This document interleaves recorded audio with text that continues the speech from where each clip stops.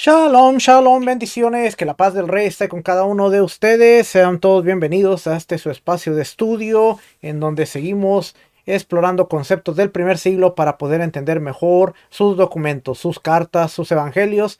La semana pasada empezamos a hablar acerca del concepto de salvación y nos dimos cuenta cómo desde Génesis, todo lo que es la Torá, todo lo que son los profetas, los libros históricos, los salmos, había una definición muy diferente a lo que nosotros tenemos ahora en el mundo occidental acerca de la salvación. Hoy, en la segunda parte, vamos a seguir explorando un poquito más acerca de este diccionario bíblico Lexham, el concepto de salvación, y vamos a seguir viendo cómo este concepto era bien entendido dentro del primer siglo, dentro de lo que eran los discípulos, los apóstoles, y cómo fue evolucionando desde lo que es Génesis, lo que fue después Isaías, Ezequiel, y cómo se le fue dando un concepto de ser restauración nacional a entenderlo también como la resurrección de los muertos. Por eso hoy en día cuando tomamos pasajes como Génesis 3:15 en su intención primaria, el escritor no estaba hablando de un Mesías en ese pasaje. Ahora, que tiene una connotación mesiánica y aplica al Mesías, sí, pero es importante entender que en el contexto, en el original, ese pasaje de el hijo de la mujer herirá a la simiente de la serpiente en el calcañal, y es una interpretación tardía que vino más adelante, que ahora está ahí, sí está ahí la aplicación mesiánica, pero tenemos que entender cómo realmente fue evolucionando. También vimos que realmente el Seol, ser librado del Seol, es ser librado del lugar de los muertos, y es ahí donde la gente cree que se está durmiendo, se está descansando hasta cuando venga la resurrección. Va a estar la resurrección para los que van a vivir en el milenio con el Mesías, aquellos que van a ser resucitados con el Mesías, y va a haber la segunda resurrección después del milenio. La tierra entrega a sus muertos para todos aquellos que van a ser juzgados ante el tribunal. Así es que, habiendo hecho un repaso corto de la primera clase, vamos a empezar con el día de hoy. La literatura intertestamental. ¿Qué se pensaba dentro del periodo intertestamentario? Los mencionados 400 años de silencio que la iglesia cristiana decía, hubo 400 años de silencio.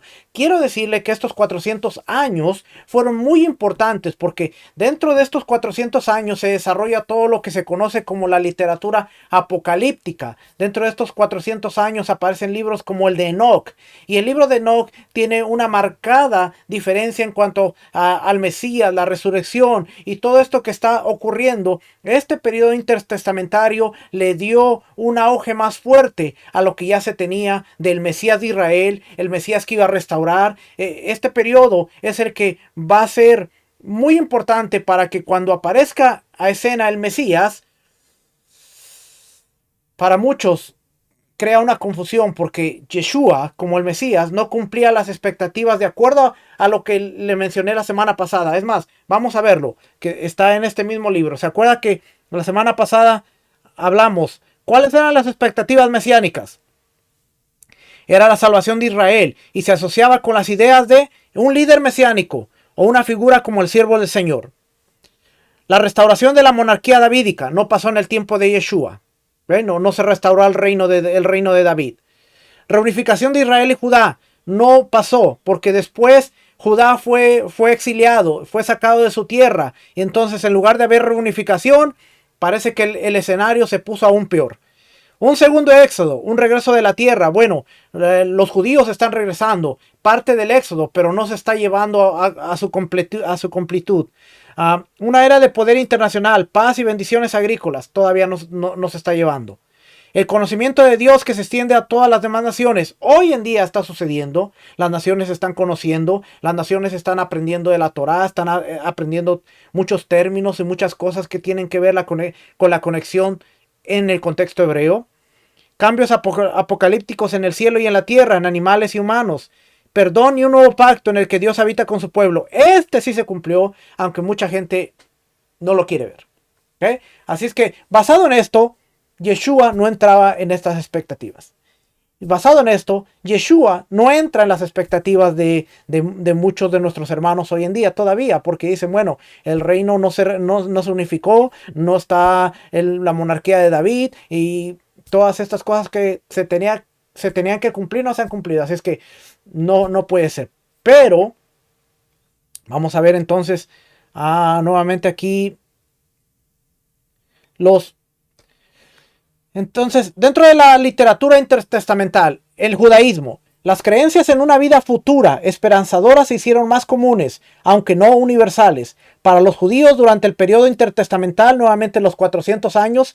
Como resultado, el concepto, fíjese aquí, el concepto de salvación podría aplicarse tanto a esta vida como a la siguiente. Ya en el periodo intertestamentario, después de Ezequiel, después de Isaías, se creía que era la salvación, tenía que ver con esta vida y con la que viene. Los escritos de este periodo reflejan una variedad de creencias específicas sobre la naturaleza de la otra vida y sus beneficiarios. Sira indica que no hay vida después de la muerte. Eclesiástico 17:27 al 32 y 30:17. Dice aquí, qué grande es la misericordia del Señor Dios nuestro, y su piedad para con los que a él se convierten santamente, porque los hombres no pueden todas las cosas. Por tanto, el Hijo del Hombre no es, por cuanto el Hijo del Hombre no es inmortal, y en la vanidad de la malicia toma contentamiento. ¿Y qué cosa hay más resplandeciente que el sol? Y también éste saltará. Así también el hombre, que en su ánimo tuviere carne y sangre, eso también será redargullo. Esa versión que estamos viendo ahí es la Biblia del oso, y por eso el español está medio raro. Mejor es la muerte que la vida amarga, y el eterno descanso que la larga enfermedad. Y también 46:19. Y quebrantó los capitanes de los de Tiro y todos los príncipes de los filisteos. Este es eclesiástico. Esta opinión aparece ser compartida en Primera de Macabeos, Tobit y Baruch.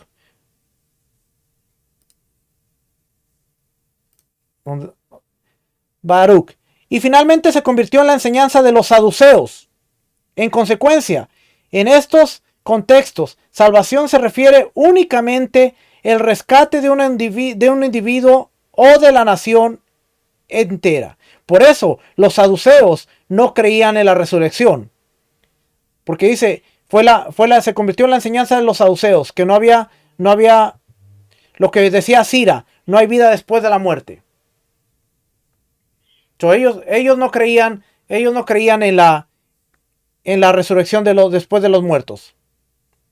Muchos otros afirman la idea de la resurrección en diversas formas. Estos pasajes incluyen Segunda de Macabeos 7 del 9 al 14, Segunda de Macabeos 12, 43 y 45, Segunda de Macabeos 14, 46, Segunda de Esdras 7, 32, 7, 97, Primera de Enoc 9, 33, Primera de Enoc 90, 102 al 104, Testamento de Judas. Toda esta es la literatura intertestamentaria. El Testamento de Zabulón, Baruch, la cuarta carta de Esdras. La sabiduría de Salomón habla de la inmortalidad, pero Wright argumenta que también enseña la resurrección del cuerpo después de un estado intermedio. A pesar de la creencia en la resurrección, las palabras que significan salvación se refieren principalmente al rescate físico. Nuevamente seguimos que hasta este punto salvación es un rescate físico, aunque hay excepciones. En los Salmos de Salomón Salvación significa no solo liberación de los males presentes, sino también de la contaminación del pecado. Esto es la muerte. Y aquí es donde se pone interesante, porque ahora es que se le va a dar un auge de que salvación significa liberación de un rescate físico, como Israel saliendo de Egipto. Esa es la salvación, los liberó. Como alguien que estaba en el lecho de muerte y iba a morir y fue levantado, fue sanado, fue salvado. Por eso también tiene la connotación de áfesis, que es remisión. Algo que era para morir, pero fue redimido, fue sanado. Entonces, tiene que ver con el rescate físico, pero se le va a empezar a dar la connotación de contaminación del pecado. Y sabemos que la contaminación del pecado es la muerte. Interesante que ahí es donde vamos a ver que entonces, algunas veces cuando se usa justificación, que es el estudio que acabamos de terminar, realmente en lugar de justificación es más bien salvación, porque fuimos justificados a través de Yeshua para recibir perdón de la paga del pecado que era la muerte, y recibimos vida eterna. Por eso se acuerda que vimos Romanos capítulo 5. Ahí en ese concepto se tiene que entender entonces como salvación. Romanos capítulo 5. Fíjense lo que dice aquí, porque aquí justificados. Por tanto, habiendo sido justificados por la fe, tenemos paz para con Dios por medio de nuestro Señor Yeshua el Mesías, por medio de quien también hemos obtenido entrada por la fe a esta gracia, en la cual estamos firmes y nos gloriamos en la esperanza de la gloria de Dios. Y no solo esto, sino que también nos gloriamos en tribulaciones, sabiendo que la tribulación produce paciencia, y la paciencia carácter probado, y el carácter probado esperanza. Y la esperanza no desilusiona, porque el amor de Dios ha sido derramado en nuestros corazones por medio del Espíritu Santo que nos fue dado. Porque mientras aún éramos débiles, a su tiempo, el Mesías murió por los impíos, por aquellos que tenían la enfermedad del pecado. Porque a duras penas habrá alguien que muera por un justo, aunque tal vez alguno se atreva a morir por el bueno. Pero Dios demuestra su amor para con nosotros, en que siendo aún pecadores, el Mesías murió por nosotros. Entonces mucho más, habiendo sido ahora justificados. Aquí realmente la palabra entonces tiene la connotación de salvados. Habiendo sido ahora salvados por su sangre. Y lo dice aquí, habiendo sido ahora justificados por su sangre, seremos salvos de la ira de Dios por medio de él. Esta justificación produce la salvación. Porque si éramos enemigos, porque si cuando éramos enemigos fuimos reconciliados con Dios por la muerte de su Hijo, mucho más, habiendo sido reconciliados, seremos salvos por su vida. ¿Ve? La justificación produjo reconciliación que nos lleva a la salvación. Y no solo esto, sino que también nos gloriamos en Dios por medio de nuestro Señor Yeshua el Mesías, por quien ahora hemos recibido la reconciliación. ¿Ve? Entonces ahora, la contaminación del pecado, fuimos perdonados de esa contaminación. La liberación incluiría el perdón de los pecados, y ya lo vimos con Yeshua.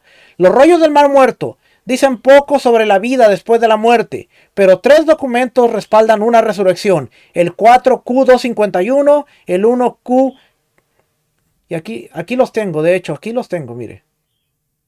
Vamos a ver qué dice este.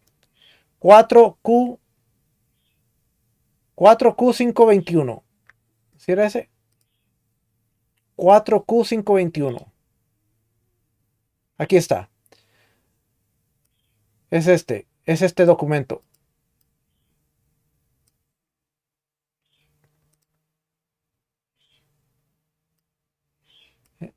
He estado incluyendo un poquito más de recursos para tener aquí a la disposición. Así es que dice, un apocalipsis mesiánico, 4Q521, rollos del Qumran, conocido comúnmente como el fragmento de la resurrección. Este escrito consta de 11 fragmentos y posiblemente de otras 6 pequeñas piezas. El fragmento 2 es el más grande y contiene los 3 restos de columnas, de las cuales la segunda traducida aquí es la mejor conservada. La escritura está fechada a principios del siglo I antes de la era común, dentro del periodo intertestamentario.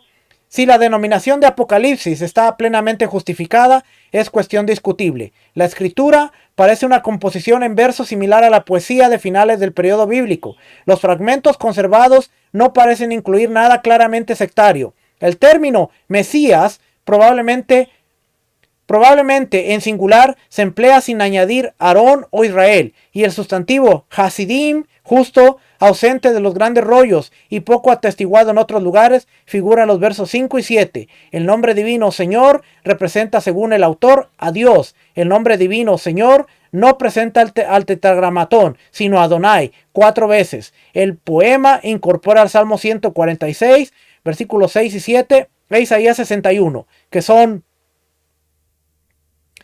el cual hizo los cielos y la tierra, el mar y todo lo que en ellos hay, que guarda la verdad para siempre, que hace justicia a los agraviados, que da pan a los hambrientos. Adonai liberta a los cautivos. ¿Ve? Ahí la palabra liberta tiene que ver con liberación. Ahora, fíjense lo interesante. No me quiero salir del tema, pero fíjense lo interesante. Que dice, el nombre divino Señor, Adonai, no representa al tetragramatón, Yud Hei Vahei, sino Adonai. Un siglo antes de la era común, en los rollos del Qumran, no se encontraba el tetragramatón, sino se encontraba Adonai.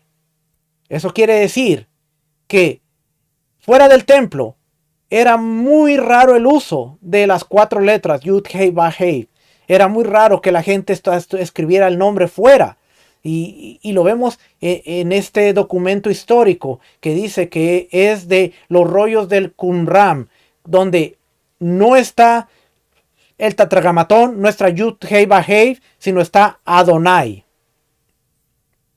Interesante, quería que ese dato no se me pasara por ahí para que usted lo viera. ¿Okay? Seguimos entonces, dice Isaías 61:1, el espíritu de Adonai, el Señor, está sobre mí porque me ungió. Adonai me ha enviado a predicar buenas nuevas a los abatidos, a vendar a los quebrantados de corazón, a predicar libertad a los cautivos, y a los presos apertura de la cárcel, salvación.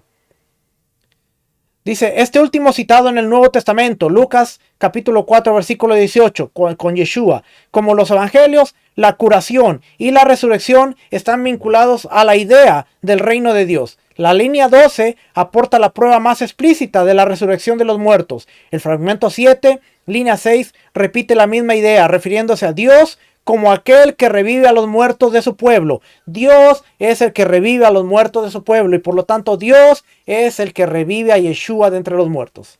Esto es Qumran. Vamos a leer esta parte. Este es el fragmento 2. Fragmento 2 del libro.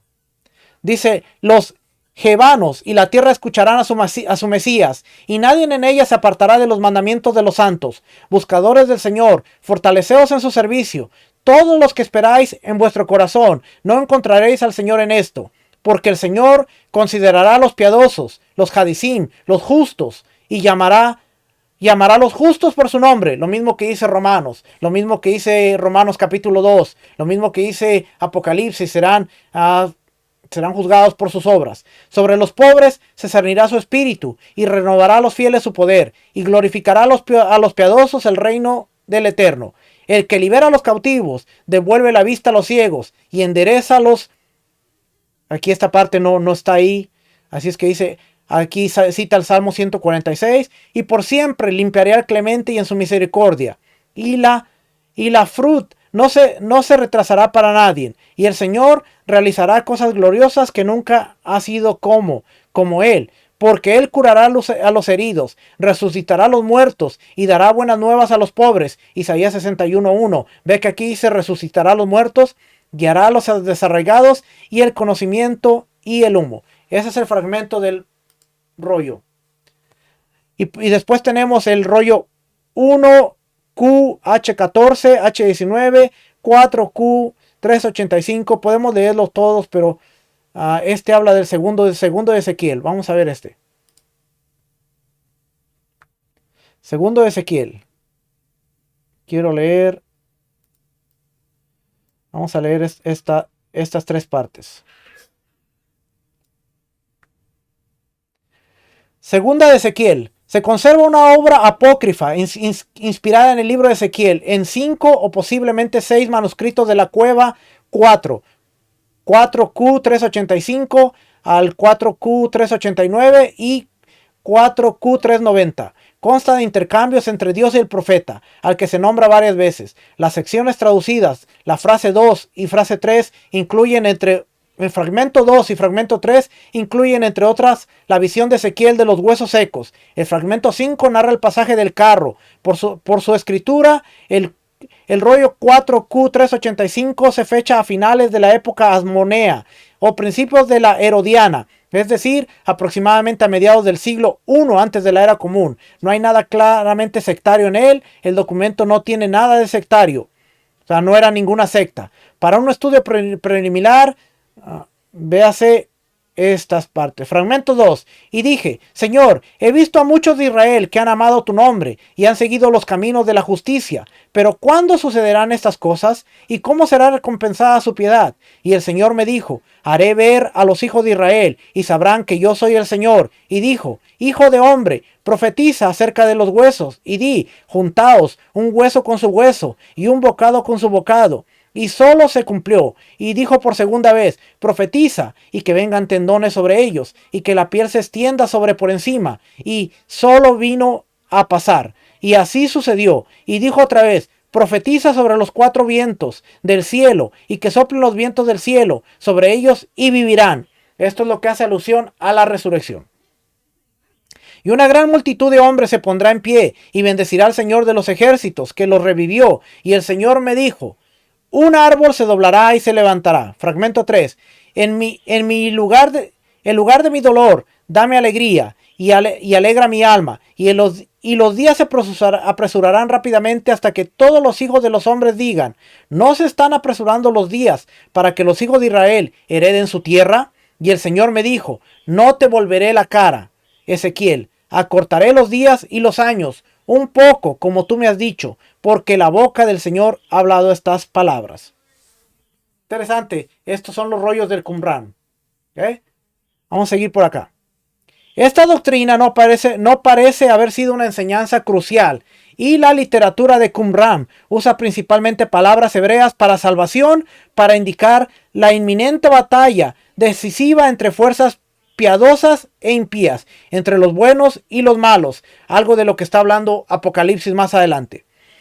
Durante el periodo intertestamental, los 400 años, las esperanzas de la otra vida se entrelazaron con las esperanzas de salvación.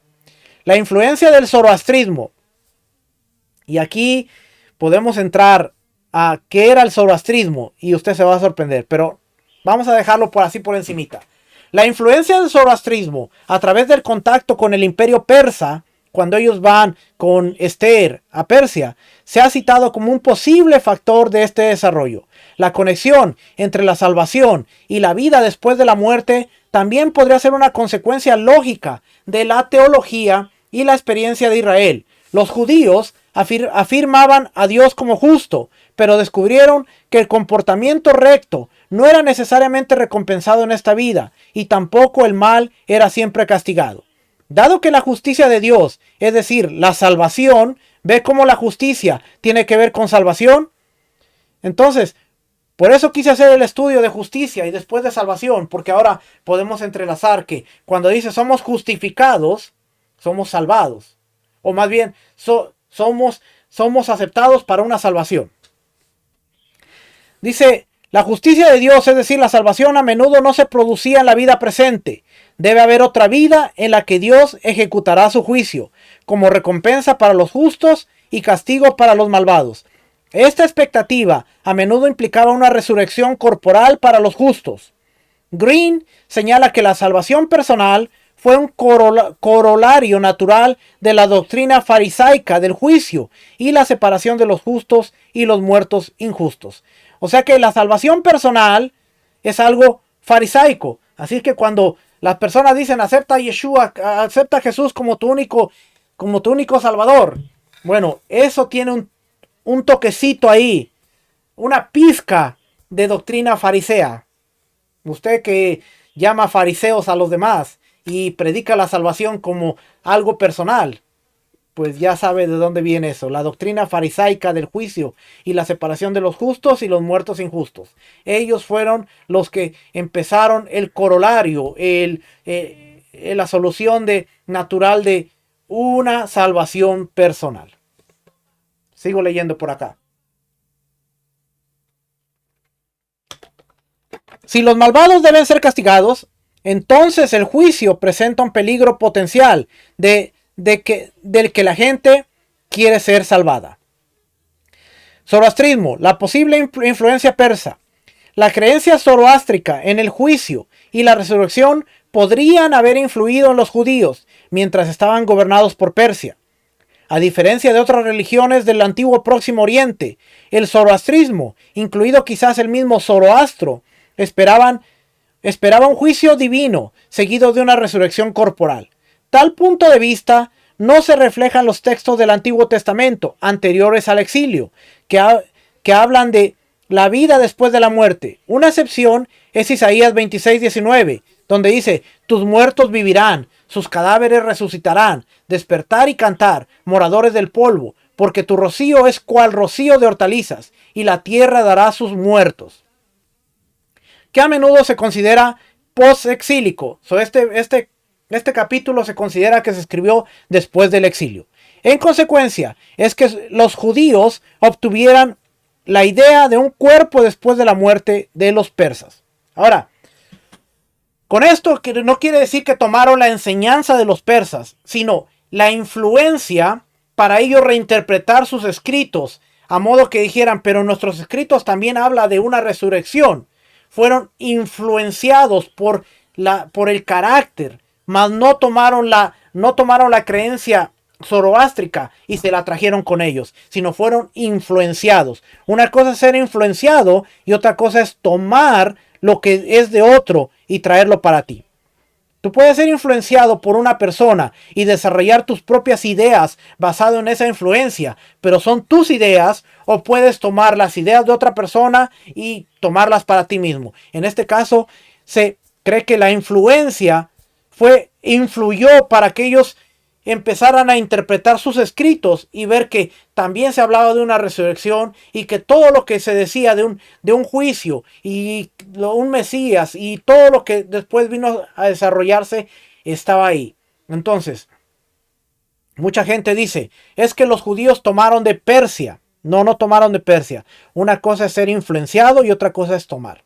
Y aquí estamos viendo que hay una posible influencia en que ellos tomaron algunos elementos para interpretar las escrituras, sus escrituras, el Tanakh, la Torá, y entonces empezar a desarrollar una teología basada en sus escritos. ¿Okay? No quiero que se confunda para que al rato no vaya a decir: no, entonces lo tomaron. No. Influencia versus pertenencia. ¿Okay? Martín Ajar especula que la enseñanza zoroástrica pudo no haber iniciado la idea de la resurrección en el judaísmo, pero la exposición a ella podría haber hecho que la resurrección fuera más aceptable para la mayoría de los judíos. La doctrina iraní ayudó a los judíos a adoptar una concepción cuyos elementos esenciales ya habían sido proporcionados por su propia tradición. Ve lo que dice este erudito. Ayudó a que pudieran ellos adoptar la concepción de sus elementos que ya habían sido proporcionados por su propia tradición. Porque de hecho, si nosotros vemos, la tradición enseña que Abraham quiso ser sepultado en la cueva de Macpela, porque se cree, de acuerdo al Midrash, de acuerdo a la tradición que se enseña, que Adán y Eva habían sido sepultados ahí. Isaac quiso ser sepultado con Abraham. Jacob quiso ser sepultado porque se creía que los que estaban en esa cueva iban a ser resucitados. O sea que una resurrección se creía desde tiempos antiguos, pero no era aceptada uniformemente. Cuando ellos son influenciados, son regidos por los persas, es que entonces ellos empiezan a ver y esa influencia los hace aceptar algo a lo que ellos se negaban. Lo vemos que después aún los saduceos, ellos no creían en la resurrección, no creían en los ángeles. Y por eso Pablo, cuando está ante el concilio ante ellos, dice, ve que una parte es saduceo y otra parte son fariseos, y dice, veo que ustedes son saduceos y no creen en la resurrección. A Yeshua, que fue resucitado de entre los muertos, y empieza un tremendo problema ahí. Si es que dice la doctrina iraní, de ahí es donde viene el zoroastrismo, todo lo que es iraní, ayudó a los judíos a adoptar una concepción cuyos elementos esenciales ya habían sido proporcionados por su propia traducción. Por cierto, zoroastrismo se cree, de acuerdo a lo que es la historia, te lo voy a decir, ¿okay? De acuerdo a lo que se cree en la historia, se cree que Constantino creía más en la doctrina del zoroastrismo. Y ese cuento de que él vio una cruz en llamas y que dijo, con esta cruz vencerás, no era más que otro símbolo del zoroastrismo. Y para él, sus deidades tenían que ver con el zoroastrismo. En el zoroastrismo se enseñaba que su deidad principal había nacido en una cueva, su madre era virgen, había nacido en una cueva, y pastores le habían venido a dar la adoración al sol. Le habían venido a dar adoración al bebé nacido, que representaba al sol. Más tarde se cree que esta fábula, este cuento, se traslada a lo que se conoce como el pesebre. Y no me meto más en problemas, sigo con el tema de la salvación, pero el catolicismo y el cristianismo fue influenciado por la creencia zoroástrica de Constantino, y muchos de los elementos que fueron traídos al catolicismo y al cristianismo eventualmente tienen sus raíces en el zoroastrismo. Hace 3 años yo leí un libro que, si me pregunta dónde está por ahí, por esa esquina, por ahí, que tiene que ver con zoroastrismo. Y créame que no me la estoy sacando de la manga. Sé de qué le estoy hablando, pero no quiero entrar mucho a detalles porque no es el tema. Y esa influencia, así como la influencia de Egipto, que influyó en Israel cuando ellos cuando salieron, sus hijos traían nombres egipcios y ellos traían una mentalidad egipcia, y Moisés, el profeta hebreo, con mentalidad egipcia, creciendo en el palacio de Egipto, influenciado por las mejores escuelas de Egipto, y fue libertador del pueblo de Israel. Entonces, muchas veces la influencia no es mala, simplemente tenemos que ver que en este caso la influencia ayudó a desarrollar el concepto de resurrección en el judaísmo, que no se había establecido completamente. La influencia del zoroastrismo para meter elementos dentro de el servicio y dentro de la adoración en el catolicismo y en el cristianismo más adelante, sí fue una influencia muy negativa, pero ahí es donde hay que pesar. ¿Okay? Sigo por aquí. Una posible influencia griega, también vamos a ver, porque acuérdense, tuvieron contacto con el imperio griego, se helenizaron, muchos de ellos fueron influenciados por la corriente helénica, muchos de ellos querían vivir como griegos por la influencia. Ve hasta qué punto es fuerte la influencia. Ahora lo vemos con los griegos. Ellos querían dejar su circuncisión para vivir como griegos por la influencia. Posible influencia griega. En la mitología griega tradicional, la salvación venía de dificultades de esta vida, como la guerra, el naufragio y la enfermedad. Las religiones de misterio ofrecían salvación para la siguiente vida. Los puntos de vista griegos sobre la vida después de la muerte iban desde lo lúgubre hasta lo liberador. En la Ilíada, Aquiles afirma que los muertos no vuelven a vivir. Esquilo, Sófocles y Heródoto tenían puntos de vista similares. Filósofos estoicos y epicúreos enseñaban de manera similar que esta vida es todo lo que hay. Hades, el reino de los muertos, o el Seol en hebreo, podía caracterizarse por una falta total de conciencia parcial o conciencia normal. En algunas opiniones se enviaban a personas malvadas al Tártaro para ser castigadas. La gente buena iba a los campos elíseos, un lugar agradable, el seno de Abraham. Ya le voy a traer la parábola de Rico y de Lázaro. En otro extremo del espectro, Platón popularizó la opinión de que la muerte era la liberación del alma del cuerpo. Por tanto, la vida futura es mejor que la vida presente. La adoración de las deidades era principalmente para recibir ayuda en esta vida, no en la próxima. Por eso ellos adoraban a los dioses. El uso más común de estos términos para la salvación en el mundo grecorromano, en el mundo grecorromano más grande, era médico. Y aquí es donde en el mundo grecorromano entendían que la salvación tenía que ver con medicina. Áfesis, que tiene que nos redimió, nos libertó, nos salvó, entra perfectamente en lo que el mundo grecorromano entendía como una remisión, una salvación que tenía que ver con algo médico. Por eso, cuando vemos la salvación o la obra de Yeshua desde el concepto de áfesis, remisión, que tiene que ver con contexto médico, hace perfecto sentido. Todo esto que están aquí entre paréntesis son recursos de donde se está sacando este artículo. No se los estoy leyendo, pero al final los vamos a ver. Sin embargo, algunas personas practicaban rituales de religiones de misterio griegos o importadas que prometían salvación en la forma de una vida futura mejor a través de la identificación con una deidad que supuestamente había ido al Hades y había vuelto a la vida. Había muerto y había resucitado. Algunos estudiosos sugieren que las religiones de misterio influyeron en los escritos del Nuevo Testamento, pero existen diferencias significativas. 1. Las religiones de misterio tenían poca relevancia para la ética y poca influencia en cómo vivía una persona. Los iniciados de las religiones de misterio no formaban comunidades de creyentes.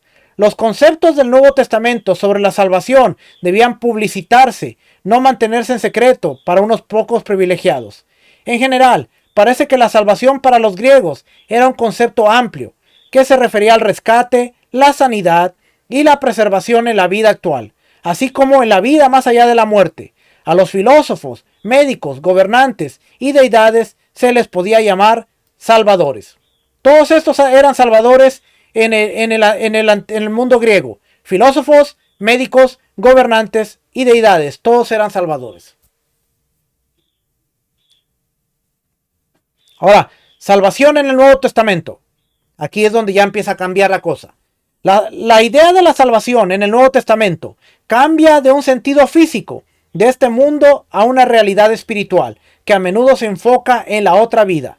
En las narraciones de los evangelios y hechos, ser salvo normalmente significa ser sanado de una enfermedad o ser rescatado de un daño. Nuevamente, esto es importante porque dice, en los evangelios y en hechos, ser salvo significa ser sanado de una enfermedad o rescatado de un daño. Si no entendemos esto, tan interesante, por eso hay tanta discusión en las redes sociales. No, es que Yeshua dijo, ve hija, tu fe te ha salvado. Él era Dios porque nadie más podía salvar. Es que está en el concepto de sanó de una enfermedad. Para el primer siglo, el mundo griego, el mundo greco, el mundo romano, él podía decir, eres salvada porque ya no estás enferma. Tu fe te ha salvado. ¿Por qué no le decía, tu fe te ha sanado? Porque al decirle, tu fe te ha salvado, te ha sido redimida. Era lo mismo, no es que como Dios estaba ofreciendo una salvación porque todavía no había muerto para traer una justificación del pecado. Así es que muchas de las veces que vamos a encontrar en el Nuevo Testamento, tu fe te ha salvado, tu fe te ha salvado, tu fe te ha salvado, tiene que ver con ser rescatado de una enfermedad o de un daño físico. Y ahí se resuelve fácilmente el asunto de que no. Pero entonces, ¿por qué Yeshua le dijo, levántate, tu fe te ha salvado? Claro, porque era una expresión que ellos entendían perfectamente. Tú y yo no la entendemos, porque estamos viendo a través de la teología. No, salvación quiere decir, la salvó del infierno. No, tu fe te ha salvado, eres sana. Vea, la gran mayoría de las veces que Yeshua dice, tu fe te ha salvado, es cuando la persona fue sanada de una enfermedad. Y es exactamente lo que estamos leyendo. Véalo. Y si entendemos todo en su contexto, entonces ahora vamos a entender por qué Yeshua dijo lo que dijo. No porque él fuera Dios, sino porque a través de su misión, él estaba desarrollando un milagro. Tenía la ventaja de que Dios le dio los dones para él de realizar los milagros. Y al realizar el milagro de la sanidad, él dice, tu fe te ha sanado, tu fe te ha salvado. Eres sana.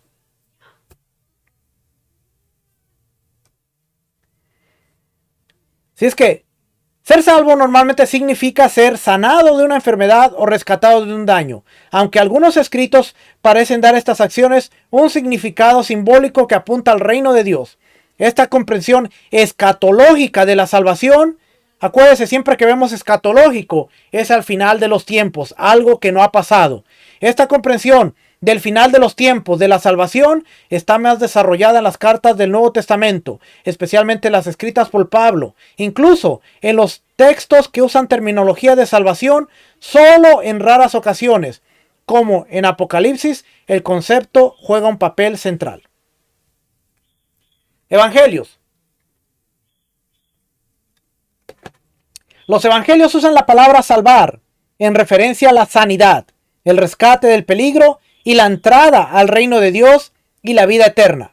Entonces aquí ya incluye vida eterna, reino de Dios, pero no deja a un lado sanidad y rescate del peligro. Dentro del concepto de salvación, varios temas del Tanakh, del Antiguo Testamento, se reúnen y se asocian con Yeshua. El Evangelio de Lucas, por ejemplo, comienza con una descripción de la salvación nacional, similar a la del Tanakh. Lucas 1 del 68 al 73. Bendito el Señor, Dios de Israel, que ha visitado y redimido a su pueblo, y nos levantó un poderoso Salvador en la casa de David su siervo, como habló por boca de sus santos profetas, que fueron desde el principio. Salvación, aquí va a ser sotería, y ya mostramos que la Septuaginta, esta palabra va a ser Yeshua. ¿Quiere ver? Aquí dice soteria. Entonces, si yo voy aquí, logos,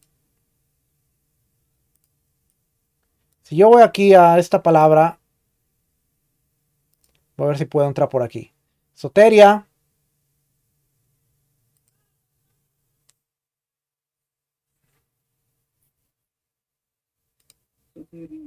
Sotería. Traducción de la Septuaginta. Yasha. Vamos a ver las palabras aquí. Aquí van a aparecer. Yesha. Teshua. Peletá. Aquí está Yeshua, mire. Esta es Yeshua. Yeshua. Ve que una de las traducciones de la Septuaginta es Yeshua. Yeshua. Aquí está. Bien clarito. Yeshua. Como en Éxodo 14:13. Y Moisés dijo al pueblo: no temáis, estad firmes y ver la Yeshua que Adonai hará con vosotros, porque los egipcios que hoy habéis visto, nunca más para siempre los veréis. El mismo concepto, la Yeshua que Dios hará con vosotros. Dios nos da la salvación a través de Yeshua. ¿Ok? Oh, pero estábamos leyendo aquí, ¿va? Dice, salvación de nuestros enemigos y de la mano de todos los que nos aborrecieron, para hacer misericordia con nuestros padres y acordarse de su pacto, del juramento que hizo Abraham, nuestro padre, que nos había de conceder, que librados de nuestros enemigos, sin temor les serviríamos en santidad y justicia delante de él todos nuestros días. ¿Ve que está ligando la salvación al convenio hecho a Abraham? Está ligándolo al convenio hecho a Abraham. Entonces, pero rápidamente cambia una descripción que, aunque está presente en el Tanakh, es más característica del Nuevo, para dar a su pueblo el conocimiento de la salvación por el perdón de sus pecados, por la entrañable misericordia de nuestro Dios.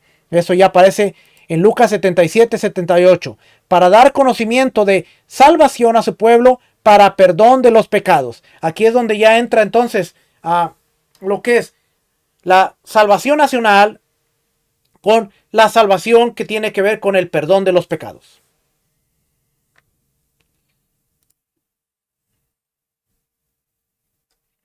A lo largo de los 4 evangelios, las palabras griegas soso se usa 49 veces, sotería 5 veces, soter 3 veces. Esto es la palabra para salvación. Soso, sotería y soter. Sosó a menudo significa librarse del peligro, como ahogarse. Por ejemplo, Mateo 8:25. Y vinieron sus discípulos y le despertaron diciendo: Señor, sálvanos que perecemos, cuando se ahogaban.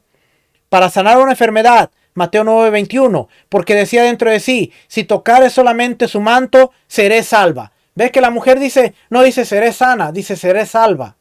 Porque tenía una enfermedad que llevaba 12 años.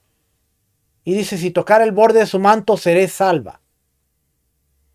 Para librarse de un espíritu maligno, Lucas 8:36. Y los que lo habían visto le contaron cómo había sido salvado del endemoniado. Este es el ganadero o gadareno. Y para salvar de los pecados, Mateo 1:21. Y dará luz a un hijo y llamará su nombre Yeshua, porque él salvará a su pueblo de sus pecados. En algunos pasajes el significado es ambiguo, aunque la situación podría referirse a un peligro físico. Probablemente se espera que el lector vea un paralelo con la salvación espiritual. Por ejemplo, Mateo 24:13. Mas el que persevere hasta el fin, este será salvo. Juan usa el lenguaje de la salvación con menos frecuencia que los evangelios sinópticos. Su término favorito es vida eterna, que parece equiparar con la salvación. Juan 3:16, 3:17, porque de tal manera amó Dios al cosmos, que ha dado a su Hijo unigénito, para que todo aquel que en él cree no se pierda, mas tenga vida eterna, tenga salvación, tenga justificación. Porque no envió Dios al mundo para condenar al mundo, sino para que el mundo sea justificado por él. Si cambiamos las palabritas, tiene mejor sentido. ¿Cómo lo leemos? Juan 5:34. Pero yo no recibo testimonio de hombre alguno, mas digo esto para que vosotros seáis salvos, seáis justificados. 5:39. Escudriñad las escrituras, porque a vosotros os parece que en ellas tenéis la vida eterna, y ellas son las que dan testimonio de mí. Juan 12:47. El que oye mis palabras y no las guarda, yo no le juzgo, porque no he venido a juzgar al mundo, sino a justificar al mundo, a redimir. Si cambiamos la palabra salvar, tiene sentido. Y sé que su mandamiento es vida eterna. Así pues, lo que yo hablo, lo hablo como el Padre me lo ha dicho. Los milagros de Yeshua adquieren un significado escatológico en las narraciones del Evangelio. Las sanidades están diseñadas para ilustrar ese don supremo del siglo venidero, el reino milenial, el perdón de los pecados, y mostrar que es una posibilidad presente, simplemente porque el siglo venidero es una presente realidad en la persona de Yeshua. Lucas especialmente favorece el uso de sozo en relación con las sanidades, los exorcismos de Yeshua, para presentar estos milagros como actos de salvación. Por ejemplo, Lucas 8:36, y como lo habían visto, les contaron cómo había sido salvado el endemoniado. Lucas 8:48, y le dijo: hija, tu fe te ha salvado, ve en paz. Pero era sana. Lucas 17:19, le dijo: levántate, vete, tu fe te ha salvado. Fue sano, ¿no? Lucas 18:4, Yeshua le dijo: recíbela, tu fe te ha salvado. Mire, le estoy leyendo estos pasajes, pero si vamos aquí adelante. Aconteciendo que acercándose a Yeshua a Jericó, un ciego estaba sentado junto al camino mendigando, y al oír la multitud que pasaba, preguntó qué era aquello, y le dijeron que pasaba Yeshua el Nazareno. Entonces dio voces diciendo: Yeshua, hijo de David, ten misericordia de mí. Y los que iban delante le reprendían para que callase, pero él clamaba mucho más: Hijo de David, ten misericordia de mí. Yeshua entonces, deteniéndose, mandó traerle a su presencia, y cuando llegó le preguntó diciendo: ¿qué quieres que te haga? Y él dijo: oiga la petición del ciego. El ciego dice: Señor, quiero recibir la vista, que reciba la vista. Yeshua le dijo: recíbela, tu fe te ha salvado. Y luego vio y le seguía glorificando a Dios, y todo el pueblo, cuando vio aquello, dio alabanzas a Dios. En este contexto, ¿qué significa te ha salvado? Te ha librado de la enfermedad que has padecido por mucho tiempo, y ahora eres sano, puedes ver. Tiene perfecto sentido que le dice: tu fe te ha salvado. Por eso Yeshua decía estas palabras. Espero que usted esté entendiendo estas cositas porque de verdad que son interesantes. También en Hechos 4:9, puesto que hoy se nos interroga acerca del beneficio hecho a un hombre enfermo, de qué manera éste haya sido sanado. Ahí es salvado. Este oyó hablar a Pablo, el cual fijando en él sus ojos y viendo que tenía fe para ser sanado. Esto se encuentra en Middleton y Gorman en su libro Salvation, página 56.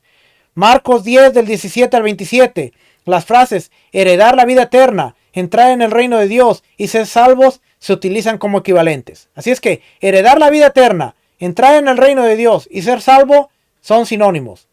Como parte de esta perspectiva escatológica, los evangelios presentan a Yeshua como el cumplimiento de varias profecías de salvación del Tanakh, Antiguo Testamento, como el siervo del Señor de Isaías, como el hijo del hombre de Daniel, el nuevo pacto de Jeremías y el hijo mesiánico de David.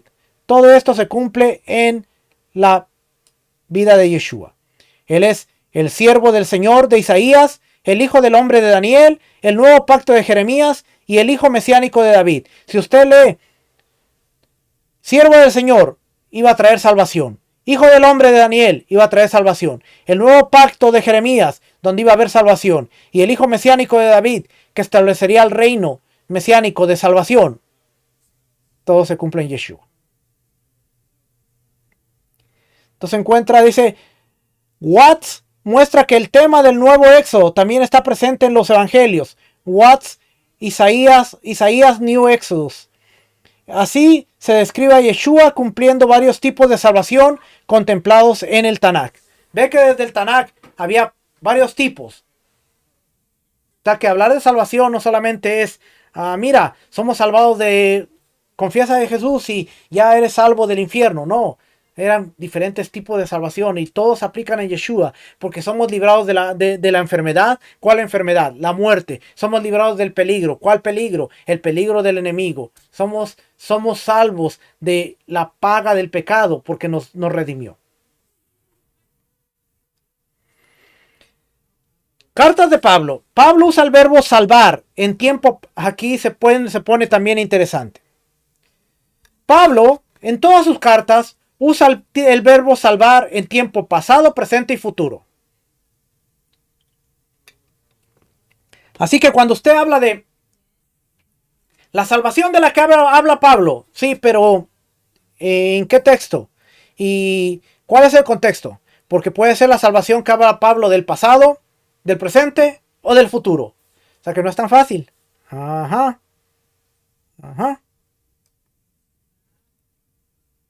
Pasado, presente y futuro, lo que indica cómo las personas son perdonadas, justificadas, redimidas, reconciliadas, santificadas y rescatadas del pecado y sus consecuencias. Todo esto pasa en una persona. Somos perdonados a través de Yeshua, justificados, redimidos, reconciliados, santificados a través de nuestro estilo de vida, rescatados del pecado y sus consecuencias. En las 13 cartas atribuidas a Pablo, sozo se utiliza 29 veces, soteria 18 veces, soter 12 veces. Casi todas estas referencias involucran la salvación espiritual. Usa sozo una vez para indicar protección física, primera de Timoteo 2:15. Soteria, una vez en términos de liberación en la vida presente, Filipenses 1:19. Pablo está interesado en el concepto de salvación más que cualquier otro escritor del Nuevo Testamento. Claro, él lo habla como justificación, aquí lo vamos a ver. Aunque Pablo conecta algunos sinónimos de salvación como justificación y reconciliación con la muerte de Yeshua, rara vez asocia la terminología sozo con la crucifixión.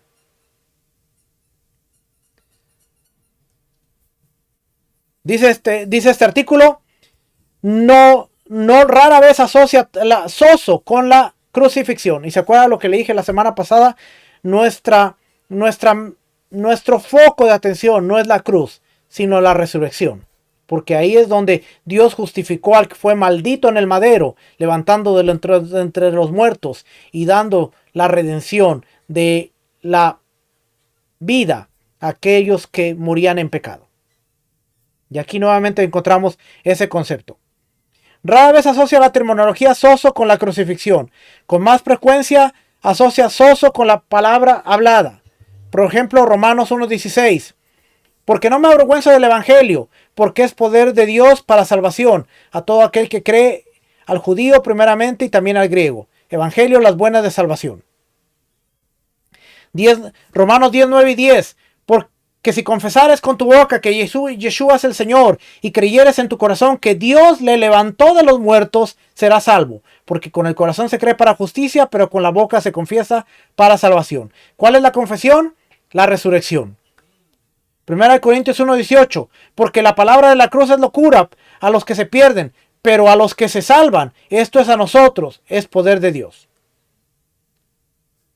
Pues ya en la sabiduría de Dios, el mundo no conoció a Dios, mediante la sabiduría agradó a Dios salvar a los creyentes por la locura de la predicación. 1 Corintios 15:2. Por el cual asimismo, si retenéis la palabra que os he predicado, sois salvos, si no creísteis en vano. Efesios 1:13. En él también vosotros, habiendo oído la palabra de verdad, el evangelio de vuestra salvación, y habiendo creído en él, fuisteis sellados con el Espíritu Santo de la promesa.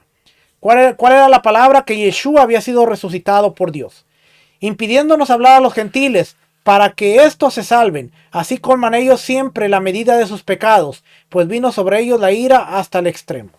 ¿Okay? Y aquí siguen más versículos.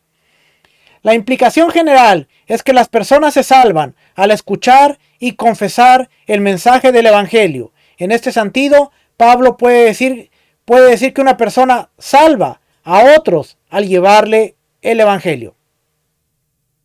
Porque usted se convierte en un instrumento de Dios por el cual les lleva la salvación. Así es que usted se convierte en un salvador para ellos. Que no me escuchen diciendo eso porque se vuelve loco la gente. Romanos 11:14. Porque si en alguna manera pueda provocar a celos a los de mi sangre y hacer salvos a algunos de ellos. ¿Ve? 1 Corintios 7:16. Porque ¿qué sabes tú, oh mujer, si quizás harás salvo a tu marido? ¿O qué sabes tú, oh marido, si quizás harás salvo a tu mujer por tu conducta? Lea el contexto y es la conducta. 1 Corintios 9:22. Me he hecho débil a los débiles para ganar a los débiles. A todos me he hecho de todos, para que de todos modos salve a algunos. Tendríamos que explorar bien ese versículo para que no lo tomen como excusa algunos. 1 Timoteo 4:16. Ten cuidado de ti mismo y de la doctrina, persiste en ella, pues haciendo esto te salvarás a ti mismo y a los que te oyeren. En varios lugares, Pablo identifica especialmente el peligro como la ira de Dios.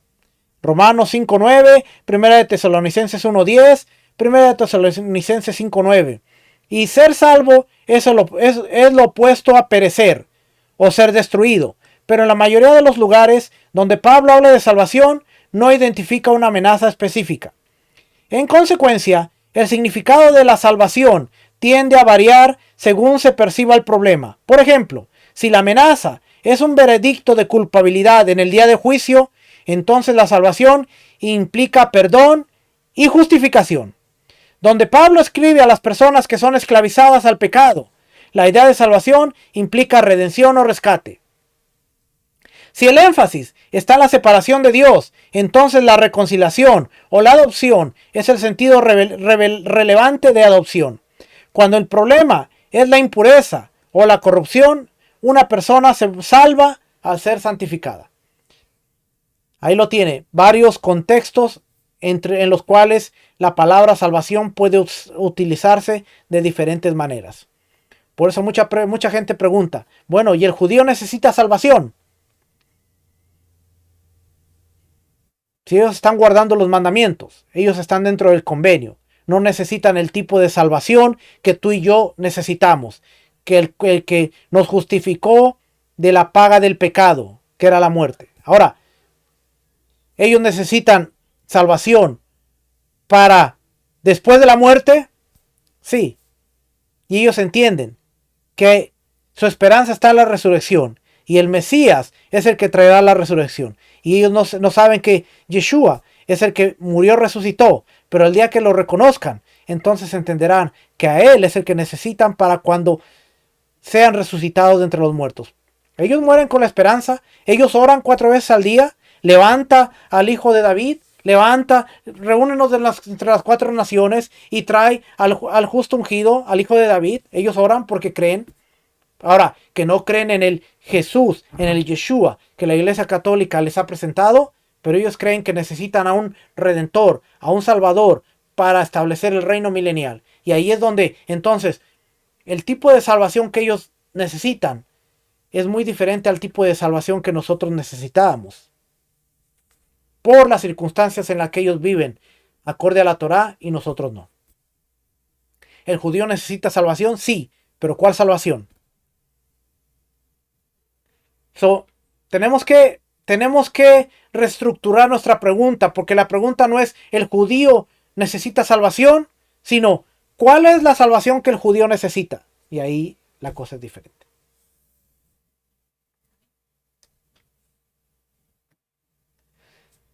Otros textos del Nuevo Testamento, Hechos y cartas generales, continúan los temas que se ven en los Evangelios y en Pablo. El Apocalipsis continúa con una visión de la vida con Dios que muestra el propósito de la salvación.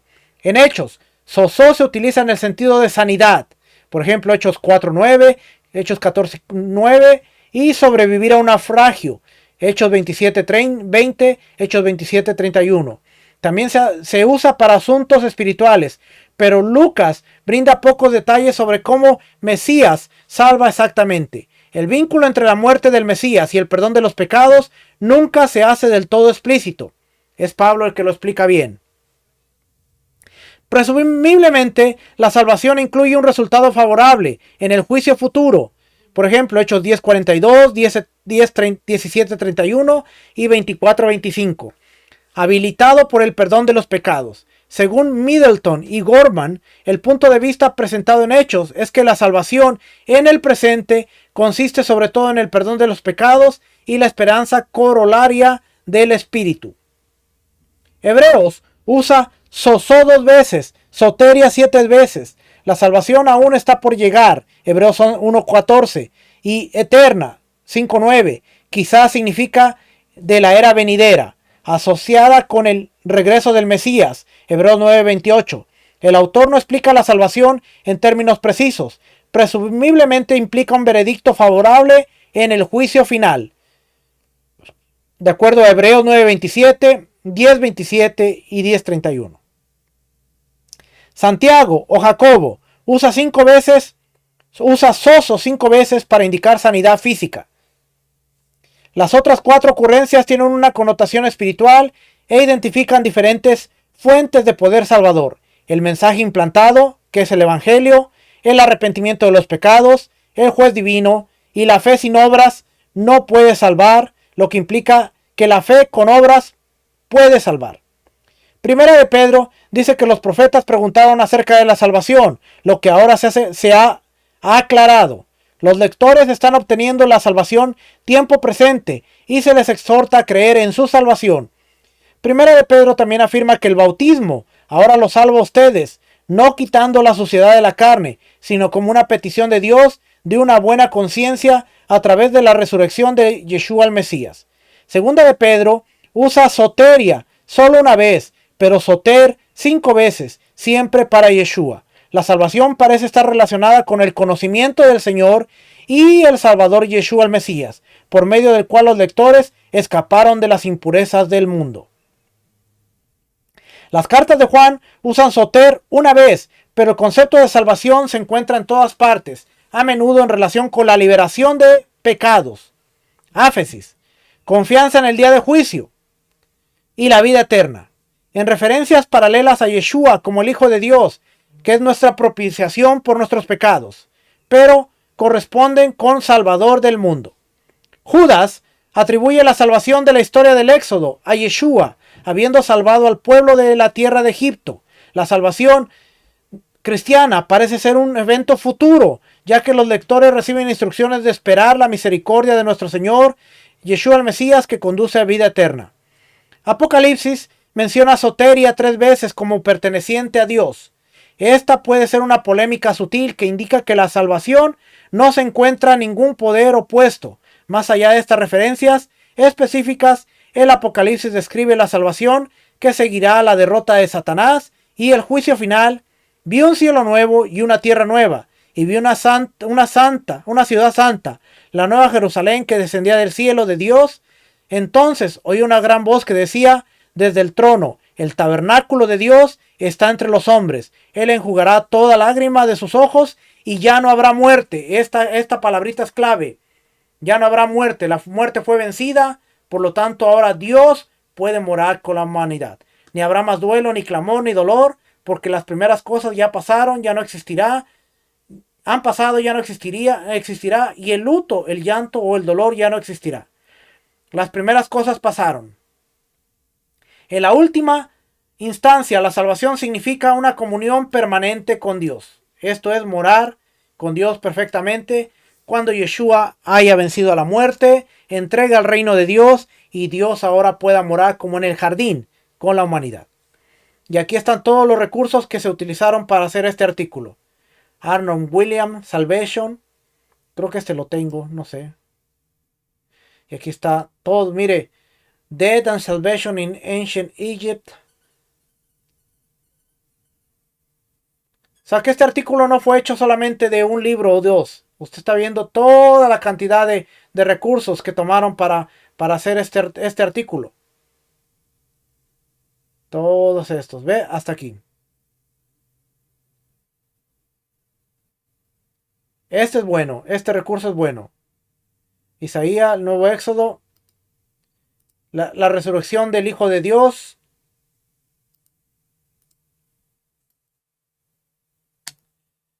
Y se me congeló Logos. Y le quería enseñar el otro. Pero se congeló. Es que hablar de salvación no es un tema nada fácil.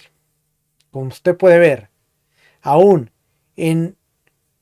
fue evolucionando de lo que eran los evangelios, las cartas de Pablo, los escritos, y la próxima semana vamos a ver un artículo que tiene que ver con la definición de las palabras soso, soteria, soter en el primer siglo, y vamos a entender un poquito más. Yo sé que estos ya me lo dio por aquí. Vida, muerte y la vida después de la muerte en el antiguo Medio Oriente. También es buen recurso. Ese era el que le quería enseñar. Es que, familia, regresamos la próxima semana. Aquí le voy a mostrar el documento. Aquí lo tengo ya. Soso, soteria, soteri, soterios. Y vamos a ver todo este documento para aprender un poquito en el mundo griego. Ahora usted entiende que no solamente es de que, sí somos salvos. ¿En qué contexto se habla? Pablo dice que la salvación. ¿En qué contexto? ¿Por qué lo estaba diciendo? Pasado, presente, futuro. Física. De una enfermedad. Espiritual. Ahora usted entiende que un concepto tan simple como salvación requiere mucho esfuerzo, mucho trabajo, mucho estudio. Nos vemos la próxima semana para seguir aprendiendo, seguir creciendo juntos. Que el Eterno les bendiga, el Eterno les guarde. Shalom, bendiciones, shalom.